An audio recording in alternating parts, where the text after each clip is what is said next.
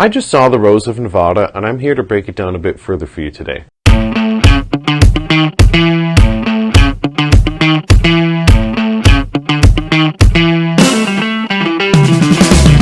First of all, I want to thank the publicist and the studio for sharing the screening link with me. Obviously, this is a film that's been released in other markets and at film festivals in the past, but it's set for a North American theater release here in 2026. First thing that caught my attention about this movie was the cast. So anytime you've got George McKay after 1917 is a surefire way to get my attention. The other thing that caught my attention is Callum Turner, and as we wait in this limbo waiting for the next James Bond, and I personally check the leaderboards on the Vegas standings of who has the next best chance of becoming the next James Bond, Callum Turner is one of those actors that not only would I think would be good, but captures my attention as far as anything that he's in. 30 years ago, the Rose of Nevada disappeared at sea. Now it has returned. Desperate to make ends meet, two men join its crew and set sail once again, but soon discover they've been transported back into the past, where they are mistaken for its original crew. This is a film that as soon as I finished watching it, I wanted to record a review. But it is something that I had to let percolate, I had to reflect on it, I had to give it some thought, I had to sleep on it, I even had to go out on a fishing boat just to let some time pass. Wow, really? No, but I did need to give some time and some thought and some research into what I thought after seeing this movie. It's a movie that after I finished watching it, I started with note-taking and some giving some thought, and it aggressively kind of progressed until I had a whiteboard with strings attached and it seemed like I was looking for the Zodiac Killer. So starting off with the positives, and the positives definitely far outweigh the negatives. But the first thing that this film kind of gave me vibes of, it was kind of like The Shining crossed with The Lighthouse. The big difference was I did not need a therapist after I saw this movie.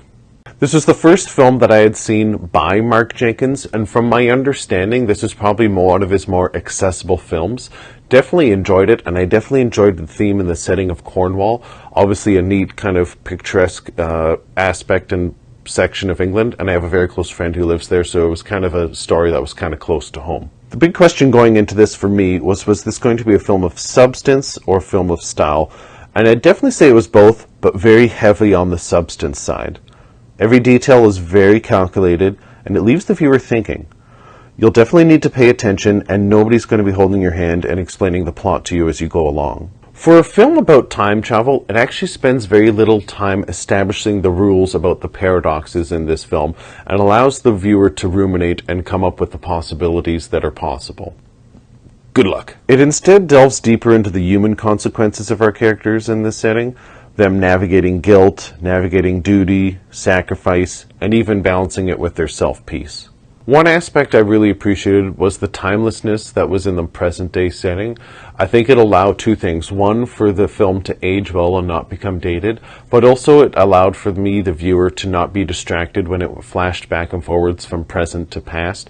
It just allowed me to just kind of view the holistic characters in themselves and not be distracted about exactly when they were in time.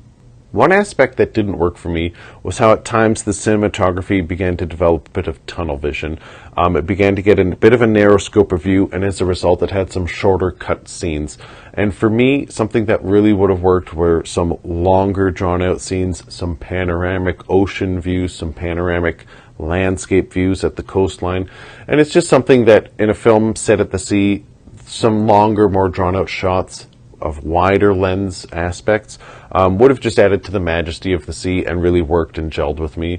And at times I just felt this film didn't quite lean into that. Obviously, in closing, the good outweighs the bad. This was a fantastic film. Would I recommend it? Yes, absolutely. I think it's in the top 3 films for me of 2026. If you're looking for a film about time travel that gives a lot of clear, defined definitions of space-time within their explanations of how their universe works, then this might not scratch your itch.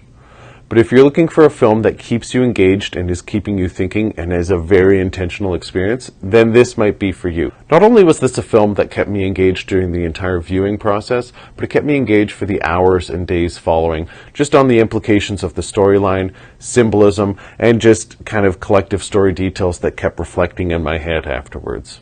This movie's a clear 8 out of 10, and I could be maybe convinced to give it a higher score too. It's one of the most fascinating films I've seen of the year.